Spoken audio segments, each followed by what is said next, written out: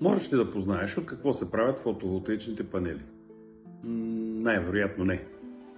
Правят се от най-обикновен пясък, т.е. втория най-разпространен елемент на Земята – силиций. Ползваме го от столетия за производство на стъкло, защото е евтин и лесен за рециклиране. Разтапя се в пещи при 2000 градуса и се отлива в блокове.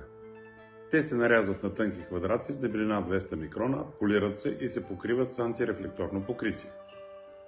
Върху тях се отпечатва мрежа от метални проводници, най-често сребърни, и се изпичат в пещ с съдържание на фосфор и бор, които пък дават отрицателен и положителен заряд на двете повърхности, за да може между тях да протича ток, когато ги грее слънцето. Отделните парчета се свързват заедно и формират голям панел.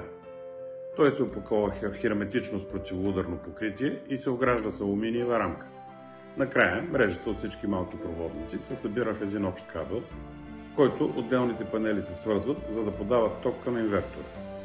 След това те преминават през серия от тестове, за да се гарантира тяхната безпроблемна работа за минимум 25 години. Доскоро това беше сложен и скъп процес. Чрез новите технологии и огромния мащаб на производство, фотоволтаичните панели станаха най-евтиният източник на безплатна енергия. Днес цената им е 200 евро за киловатт, което е над 30 пъти по-евтино от цената за инсталиране на същата атомна мощност.